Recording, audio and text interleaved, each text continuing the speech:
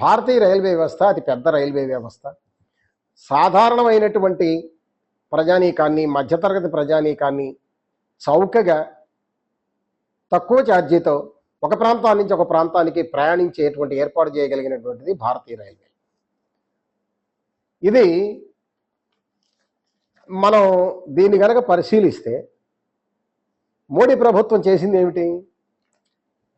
పేదవాడు ప్రయాణించేటువంటి passenger రైళ్ళని ఎత్తేసారు, passenger స్టేషన్స్ని ఎత్తేసారు. అలాగే ఎక్స్ప్రెస్లకి, super fast రైళ్ళకి, వీటికి వెనక ముందు ఏ రోజో జనాభా తక్కువ ఉన్న రోజుల్లో 2 జనరల్ బోగీలు వేసేవాళ్ళు. అవి సాధారణమైన పేదవాళ్ళు వాళ్ళు ప్రయాణించేవాళ్ళు.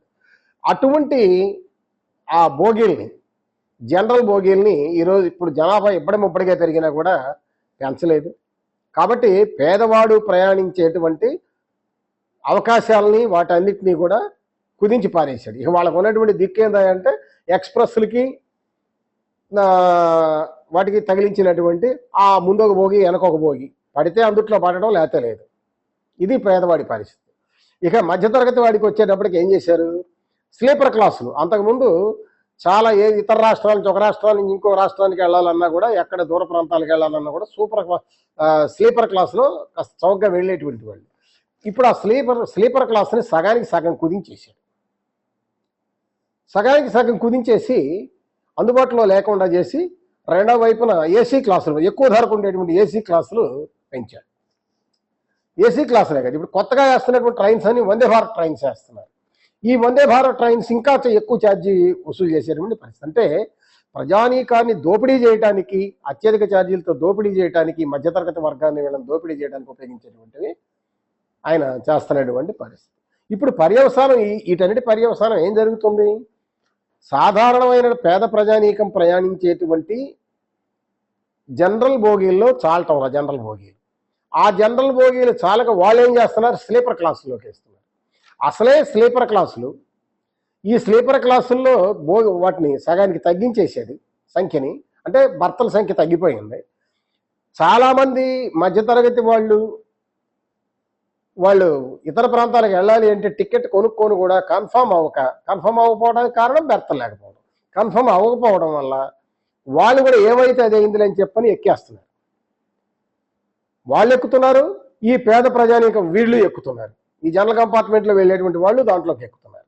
ఎక్కడం వల్ల బెర్త్ కన్ఫర్మ్ అయినటువంటి వాడు స్లీపర్ క్లాస్లో కనీసం వాళ్ళు పడుకునే పరిస్థితి కూడా లేకపోయింది. మొత్తం లోపల కిక్కిరిసిపోయి ఉండటంతో, ఏ ట్రైన్ చూసినా కిక్కిరిసిపోయి ఉండటంతో ఇప్పుడు ఆ లోపల ఉన్న టీటీఈలు కూడా ఏం చేయలేక చేతులు ఎత్తేస్తున్నటువంటి పరిస్థితి అక్కడ జరుగుతుంది. ఇక ఏసీ క్లాసుల్లో కూడా ఇప్పుడు ఈ సెగ దాకింది అనేటువంటిది ఇప్పుడు వస్తున్న వార్తలు. అంటే ఏసీ క్లాసుల్లో కూడా ఎక్కడం మొదలు పెట్టేశారు. ఏం చేస్తారు మరి? ప్రయాణాలు జరగాలి, ప్రయాణాలు మానుకోలేరు. ప్రయాణాలు జరగాలి అని చెప్పానంటే ఆడ బర్తలు లేవు, కూర్చోడానికి జనరల్ కంపార్ట్మెంట్లు లేవు. కాబట్టి వీటన్నిటి వల్ల కూడా చాలా ఇబ్బందికరమైనటువంటి పరిస్థితి ప్రజానీకం అనేటువంటిది, ప్రయాణికులు అనేటువంటిది ఎదుర్కొంటున్నటువంటి పరిస్థితి. ముఖ్యంగా మధ్యతరగతి పేద ప్రజలు, వీళ్ళు బాగా డబ్బులు ఉన్న వాళ్ళు వెళ్ళడానికి సౌకర్యాలు ఉన్నాయి, కానీ వీళ్ళే బాగా ఎదుర్కొంటున్నటువంటి పరిస్థితి కూడా ఉంది. అంటే ప్రయాణము అనేటువంటిది మనం గుర్తుంచుకోవాల్సినటువంటిది, మానవ నాగరికతగా ప్రయాణం అనేది కీలకమైనటువంటి. ప్రయాణం రాకపోకలు జరిగిన తర్వాతనే నాగరికత పెరిగింది అని చెప్పని చరిత్ర చెప్తుంది. చరిత్ర కదా, మనకి ఇప్పుడు కూడా అనుభవం కూడా అదే. ఈ రోజున విమానాలు పెరిగి రకరకాలన్నీ పెరిగి ప్రపంచం అంతా తిరిగి రావడం మొదలుపెట్టిన తర్వాత జనం చాలా విషయాలు, ప్రపంచంలో ఉండేటువంటి చాలా విషయాలు వాళ్ళు కూడా తెలుసుకొని ఏం జరుగుతుందని ఒక ప్రాంతం నుంచి ఒక ప్రాంతానికి జరగడం, ఒక ప్రాంతం నుంచి ఒక ప్రాంతానికి చేయటం, అలాగే ఉద్యోగాల రీత్యా వెళ్ళడం, రకరకాలుగా జరగడం వల్ల వాళ్ళు అభివృద్ధి చెందుతున్నటువంటి పరిస్థితి ఈ రోజున. అంటే నాగరికతగా చిహ్నం అనేది ప్రయాణం. అటువంటి ప్రయాణికుల్ని ఈ రోజున కుదించేస్తున్నాడు. ఇప్పుడు పేదవాడి పరిస్థితి ఏంటి? పేదవాడు ఎక్కగలిగితే జనరల్ కంపార్ట్మెంట్లో ఆ ఎక్స్ప్రెస్లకు 1-2 కంపార్ట్మెంట్లు ఎక్కడం, లేకపోతే ప్రయాణం మానుకోవడం. స్లీపర్ క్లాసులో వెళ్ళే మధ్యతరగతి వాడి పరిస్థితి ఏంది? ఎక్కగలిగితే ఎక్కడం, ఎక్కలేకపోతే ఆడ బెర్తులు దొరకపోతే ప్రయాణం మానుకోవటం.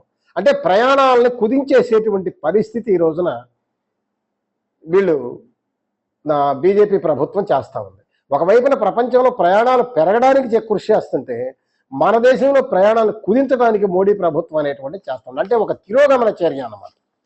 తిరోగమన చర్య అనేటువంటిది చేపట్టింది. ఎందుకు చేస్తుంది ఇది? ఈ మాత్రం బీజేపీ వాళ్ళకి తెలియదా, మోడీకి తెలియదు అంటే వాళ్ళందరికీ తెలుసు.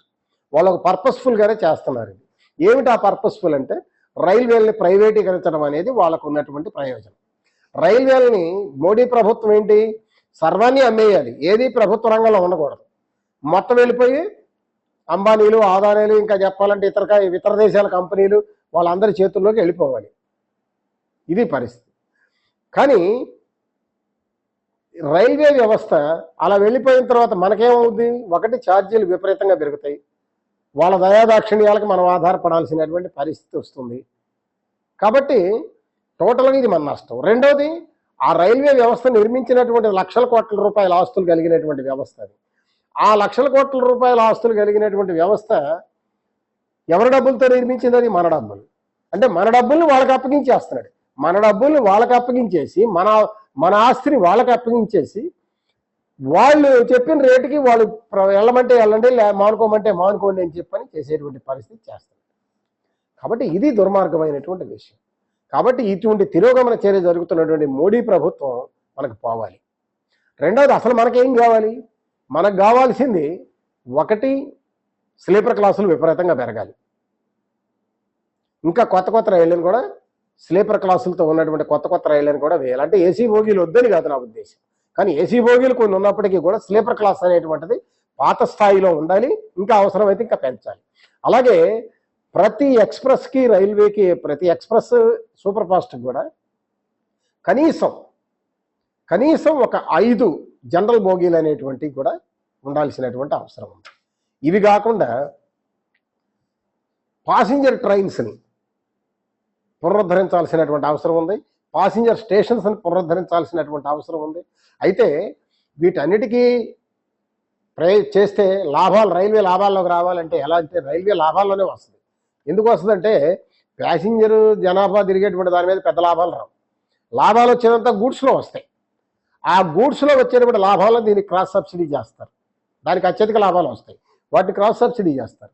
ఇది చేయకుండా ఇప్పుడు ప్రైవేట్ వాళ్ళకి అప్పగిస్తే ఏంటి, గూడ్స్ మీద వచ్చే లాభాలు గూడ్స్ మీదనే తీసేసుకుందాం, ప్రయాణికుల మీద కూడా లాభసాటి అనే వ్యాపారం చేస్తే వీళ్ళ ద్వారా వస్తాం అంటే వీళ్ళకి ఛార్జీలు పెంచి చేయడం ద్వారా. కాబట్టి మన ప్రయాణాలను కుదించి మన అవసరాలను కుదించేటువంటి ఈ ప్రభుత్వం మనకు అక్కర్ల. ఈ బీజేపీ ప్రభుత్వం గది దిగిపోవాలి, మోడీ ప్రభుత్వం గది దిగిపోవాలి. గది దిగిపోతేనే మనకి ఇవన్నీ కూడా సమకూరుతాయి. మన ఆస్తులు, మన ప్రైవేటీకరణ జరగకుండా ఉంటుంది, మన ఆస్తులు మనం రక్షించుకోగలుగుతాం.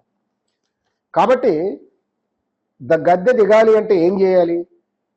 గద్దె దిగాలి అంటే బీజేపీ అభ్యర్థులు ఓడించాలి, బీజేపీని అంటగాగేటువంటి వాళ్ళని కూడా ఓడించాలి. ఇప్పుడు ఉదాహరణకు మన రాష్ట్రంలో వైసీపీ, తెలుగుదేశం, జనసేన వీళ్ళందరూ కూడా మేము బీజేపీకి చేయాలన్నారు.